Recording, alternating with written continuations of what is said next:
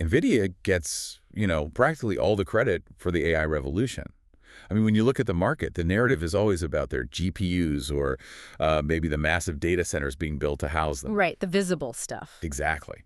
But without a highly secretive, incredibly precise manufacturing process happening quietly in Japan right now, the entire global AI supply chain just, well, it grinds to an absolute halt. Oh, totally. So today, our mission is to look at the invisible bottleneck of that hardware foundation. We're running a deep dive into the Q4 FY 2026 financial and market reports of Tokyo Electron. Also universally known in the industry as TEL, ticker 8035. Yeah, TEL. Which is arguably the most critical bellwether for the entire hardware ecosystem. We're looking at their recent Q4 earnings, covering April 2025 to March 2026, alongside their forward guidance and the broader outlook for the wafer fab equipment market.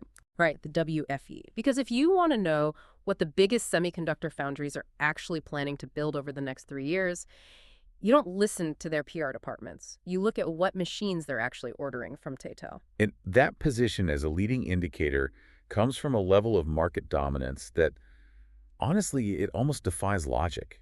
I mean, we all know the semiconductor equipment space is highly consolidated. Oh, absolutely. But the sources we're looking at highlight a specific category where TEL operates, which is coder developers. TEL has a greater than 90% global market share in this tool set, like more than 90%. Yeah, in an industry where a single, technological misstep can bankrupt a company, maintaining a 90% market share across multiple generations of Moore's Law is statistically absurd. Right. It points to a structural moat that competitors simply cannot cross. Okay, let's unpack this because I think a lot of people misunderstand what a coder developer actually is doing at the extreme ultraviolet or EUV level. Think of it like developing traditional film in a darkroom. Sure, a very, very small darkroom. Right, exactly. You apply a chemical, expose it to light, wash it away to reveal a pattern. Except TEL is doing this at the atomic scale, like for the 2 nanometer and 3 nanometer nodes. This isn't just dropping some liquid onto a silicon wafer. No, not at all. You're dealing with fluid dynamics at the atomic scale. TEL's clean track and lithius platforms have to dispense a highly viscous chemical called photoresist onto a 300-millimeter wafer that is spinning at thousands of RPMs. And they have to spread that fluid so perfectly that the resulting film is just a few nanometers thick. Completely uniform. Right, completely uniform, without any edge beating or micro bubbles before it gets hit by the EUV light to pattern the chip. The physics of that are just punishing. Yeah, I can imagine. I mean, if the temperature in the chamber fluctuates by a fraction of a degree, or if there's even a microscopic vibration in the spin motor, the photoresist layer is compromised. Wow. And when you're patterning transistors that are merely atoms wide, a compromised photoresist layer means the multi-million-dollar EUV machine from ASML essentially prints a blurry photograph. Which ruins the wafer. Exactly. The entire wafer is ruined. But, I mean, if it just comes down to fluid dynamics and temperature control, why can't a competitor with massive R&D budgets, like an Applied Materials or a Lam Research, just reverse engineer the mechanical damping on the thermal sensors?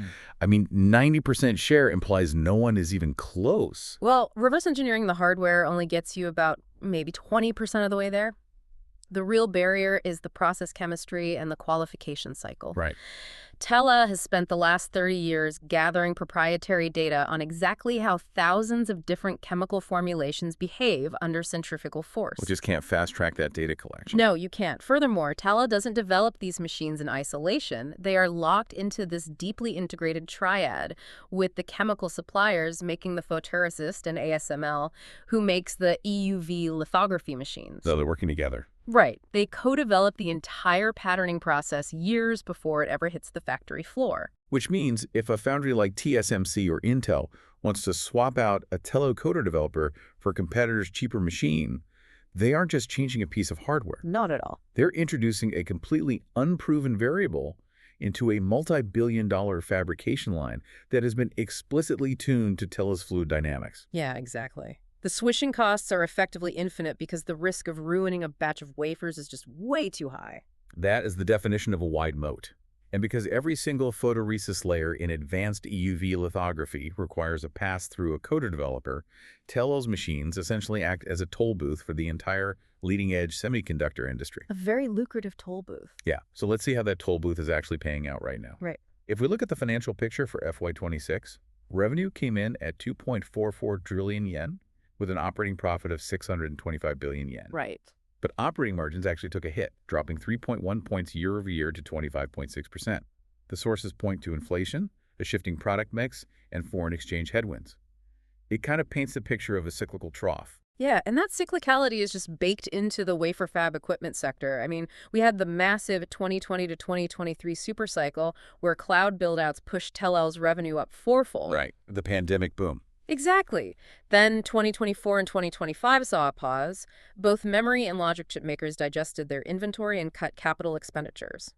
Margin compression in that environment is standard. But the guidance for the first half of FY27 is where the whiplash really happens. Oh, yeah. Tela is projecting a massive reacceleration. They're guiding H1 revenue up 33% year over year and operating profit up 42%. And that coder-developer segment we were just talking about, they're projecting a 50% jump. It's a huge number. It is. But I actually have to push back on that 50% number. If Tela already owns 90% of the market, a 50% jump in segment revenue just means their existing customers are suddenly buying a lot more machines all at once. Doesn't that heavily imply this is just a cyclical pull forward of demand rather than sustainable structural growth? It does look like a classic cyclical spike, sure. But the wafer fab equipment projections suggest a much deeper structural shift. We have to look at the broader WFE market scaling. Okay. The industry is modeling WFE to jump from around $120 billion in calendar year 25 to $150 billion in 26 and hitting $170 billion by 2027. That isn't just foundries replacing old machines. So what is it? It's a fundamental increase in equipment intensity per wafer. Equipment intensity driven by the AI server infrastructure. Yes, exactly. When you move to high bandwidth memory, or HBM, and leading edge logic at 2 and 3 nanometers, the manufacturing complexity absolutely skyrockets. Right. A traditional chip might require maybe 40 passes through various lithography and etching tools. An advanced AI chip might require 80 or 100 passes. Wow, double. Right. So even if foundry capacity in terms of total wafers per month stays flat, the sheer number of tools required to process those wafers double. Oh, I see. So that 50% jump in Tel's coder-developer revenue isn't just a pull forward. It reflects the sudden, intense density requirements of AI silicon. And that density requirement is also spawning entirely new growth vectors. The sources highlight Tel's advanced packaging segment, specifically bonders and lasers, which is growing at 60% and scaling rapidly toward a 100 billion yen annual run rate. Which is a really big deal. Yeah, it's critical because advanced packaging is how the industry is bypassing the physical limits of Moore's law. Instead of trying to shrink transistors on a single monolithic chip, they're taking smaller, separate chiplets and stacking them vertically or horizontally. And the mechanical challenge of stacking chiplets is severe, which is why the advanced packaging market is so lucrative right now. When you stack 8 or 12 memory dies on top of each other to create high bandwidth memory, you have to bond them together perfectly. All right, so the electrical signals can actually pass through those vertical channels. Exactly. And doing that involves applying heat and pressure, which introduces thermal expansion. If you heat silicon too much, it warps. Yeah. If the top chiplet expands even a microscopic fraction of a millimeter more than the bottom chiplet, the electrical connections misalign, and the entire stack just shorts out. And that thermal budget is the bottleneck. Right. TEL is gaining traction here because their hybrid bonding tools and their laser release technology handle that thermal stress exceptionally well. They are positioning themselves to dominate the physical assembly of AI chips just as thoroughly as they dominate the chemical patterning. Which is wild. It is. If they establish category leadership in bonders, it provides a massive tailwind toward their midterm target of 3 trillion yen in overall revenue. Now, with structural tailwinds in EUV patterning and a 60% growth rate in advanced packaging, you'd think the forward guidance would be overwhelmingly confident. But here's where it gets really interesting. Yeah, the guidance submission. Exactly. Reading through the report, Telom management flat out refused to provide a full-year outlook. They only issue guidance for the first half of FY27. That extreme caution is a massive red flag when every other metric is booming. It is, but management is acutely aware that their technological monopoly does not make them immune to macroeconomic gravity. Right. The real world still exists. Exactly. The vulnerabilities are geopolitical and highly concentrated. The most immediate threat highlighted in the reports is the instability in the Middle East. The ongoing Iran-Israel conflict creates immense volatility in energy prices. And in the specialized raw materials required for semiconductor manufacturing, right? Yes, absolutely. Add the U.S.-China trade dynamics to that, Export restrictions are fundamentally altering TL's revenue composition because China has historically been the safety net for wafer fab equipment companies, buying up older, mature node equipment. Yeah, they used to account for the high 30% range of TEL's total revenue. Right. Now, because of escalating export bans on advanced tools, that share is being forced down to the mid 30% range. And that isn't just a loss of volume, it's a loss of margin.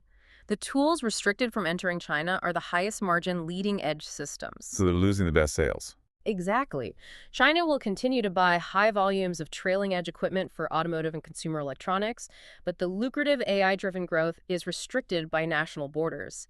TEL is caught in the middle of a proxy war over compute power. That brings us to what might be the most glaring risk in their entire business model, which is customer concentration. We're talking about a company pulling in trillions of yen, but over 80% of their revenue comes from an incredibly small group of just 6 to 8 massive global customers. TSMC, Intel, Samsung Foundry, SK Hynix, Micron. Right. That oligopoly dictates TEL's reality. If the AI server market encounters a speed bump, maybe a major tech company realizes they are overspending on AI infrastructure and cuts their budget, those 6 to 8 foundries will immediately pause their fab buildouts. Intel doesn't have thousands of mid-market customers to absorb the shock. No, they don't. If one major customer delays a single factory, TEL's multi-year revenue projections collapse. I also want to make sure we don't paint TEL as invincible across the board. We spent a lot of time on their 90% share in coder developers, but that moat does not extend universally to their other 5 product lines. That's a very good point. Let's look at the etch category. This is where machines use ionized plasma to carve the microscopic trenches and patterns into the silicon. TEL is the number 2 player globally here, but the data shows they actually lost 5 points of market share to their main rival, Lam Research, in calendar year 2025. Yeah, the etch market is a brutal technological street fight. Lam Research has historically dominated the most difficult aspect of this high aspect ratio etching for memory chips. What makes that so difficult? Well, when you need to carve a trench that is incredibly deep but incredibly narrow, controlling the plasma so it cuts perfectly straight down without bowing the sidewalls is staggeringly difficult. Right, so Lam pushed back aggressively with their Kiyo and Versys platforms, specifically targeting the limitations in TEL's Tactras and Telius lines. TEL had been making inroads, but Lam clearly innovated their way back to regaining those 5 points of share. They did. It proves that outside of the photoresist coating niche, TEL is entirely vulnerable to losing ground if their R&D slips for even a single product cycle.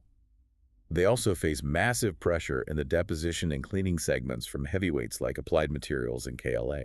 And that fierce competition outside their core monopoly is a major factor in how the financial markets evaluate TEL.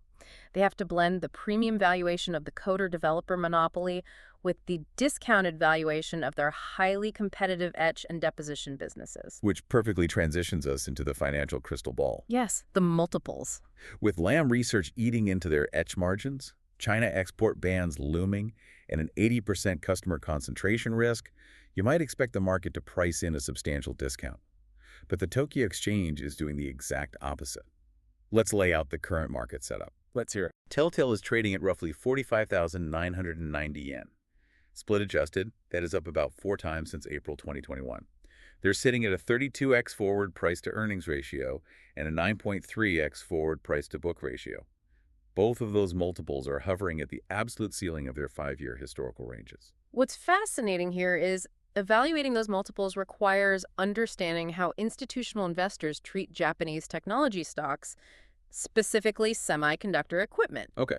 You can't just look at a 32x PE and declare it overvalued. You have to index it against business momentum. The primary heuristic used here is a metric called R40. R40. Now, I've seen the rule of 40 used constantly in software as a service valuations. You add the revenue growth rate to the profit margin, and if it's over 40, it's a healthy SaaS company. Right. But applying a software momentum metric to a heavily cyclical, capital-intensive hardware manufacturer in Japan feels deeply counterintuitive. Are institutional investors just repurposing SaaS metrics to justify inflated semiconductor multiples? I mean, it sounds like a stretch, but in the context of capital-light hardware segments with high return on equity, which TEL absolutely is, the math holds up as a cyclical indicator. Really? Yeah. For TEL, you calculate R40 by taking the year-over-year revenue growth percentage and adding the operating margin percentage. What makes it powerful isn't the absolute number, it's the rate of change. The historical rule established in the sources is that the PE multiple inflects 3 to 4 quarters before the R40 fundamental metric actually turns. So the stock moves before the business proves it. Yeah. The market is attempting to price in the cycle almost a full year in advance. Precisely. If you wait for the earnings to actually hit the floor before you buy or hit the peak before you sell, you are already 4 quarters too late. The multiples expand and contract aggressively to front-run the reality on the factory floor. The sources map out the historical proof for this 3 to 4 quarter rule beautifully. Yeah. If we rewind to September 2022 Q2 of their FY22, the sentiment around the semiconductor cycle was terrible. It was bleak. Investors were dumping hardware stocks, and Intel's PE multiple troughed at around 10x. But the actual business, measured by the R40 metric, didn't hit its absolute fundamental bottom until a full year later, in September 2023. By the time Intel's earnings reports actually looked their worst, the PE multiple had already started expanding off the bottom. The market was pricing in the 2024 recovery while the 2023 numbers were still crashing. Now, apply that exact same 3 to 4 quarter rule to today's setup, and you see why the current valuation is so precarious. Right. Right now, Tejal's fundamentals are finally ramping up. The R40 metric in Q4 FY26 was around 37%, which is still relatively low. But with the massive H1 guidance, the R40 is estimated to surge near 70% in Q1 FY27. So the fundamentals are catching up. But the stock's multiple hasn't waited. Yep. It is already fully expanded at 32x forward PE against that incoming R40 of 70%. It has already fully priced in the 33% revenue bump and the 42% profit bump. It is giving TRL 100% credit for a flawless execution of the AI supercycle. And both the PE and the 9.3x price-to-book ratios agree. This is late-cycle positioning. The market assumes the $170 billion WFE target for 2027 is an absolute lock. Which sets up an incredibly asymmetric risk profile for anyone holding or watching this stock. There are two distinct paths forward here. Let's look at the bull case first. Okay. If T-Cell successfully navigates the geopolitical minefield, fends off Lam Research, and rides the AI server demand to a 1 trillion yen operating profit by FY28, the stock still has room to run. Maintaining a slightly compressed 28x multiple on that 1 trillion yen profit puts the stock at 60,000 yen. That's roughly a 30% upside from current levels. But the downside risk is severe because of the gravity of those expanded multiples. If the wafer fab equipment cycle slips by even 6 months, like if a massive foundry delays a facility because of an energy spike in the Middle East, or if AI inference demand cools down, that 32x multiple will violently compress. Yeah. If the forward multiple reverts to its mid-cycle average of around 22x, the stock plummets 33% back down to 31,000 yen. Unless that strong first-half guidance absolutely guarantees a multi-year ramp, the risk is heavily skewed to the downside from this valuation. So what does this all mean? If you're looking at your portfolio right now, or even just trying to understand how the foundational layer of AI is being built, Tokyo Electron is a masterclass in market translation. You cannot evaluate a hardware monopoly by simply looking at last quarter's revenue. No, you have to watch the multiples. The underlying technology might dictate how small a transistor can get, but the PE multiple dictates how fast the market believes the rest of the world will adopt it. Exactly. It also highlights a geopolitical vulnerability that rarely gets discussed. We focus so heavily on the software models and the end-user applications of AI, but the physical reality is profoundly concentrated. You have TL, a single company holding a 90+% monopoly on the fluid dynamics required to pattern advanced silicon, and they are selling those systems to an oligopoly of just 6 to 8 global foundries. In a future where computing power is the defining national security resource and supply chains are increasingly weaponized through export bans and tariffs, the leverage in that dynamic is fascinating. Who actually dictates the pace of global progress?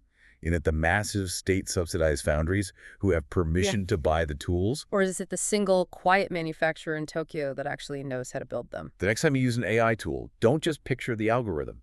Picture the atomic-level chemistry, the thermal expansion of stacked chiplets, and the high-stakes financial multiples that are quietly dictating the future of technology. You can't write the code without the silicon, and you cannot make the silicon without the machines.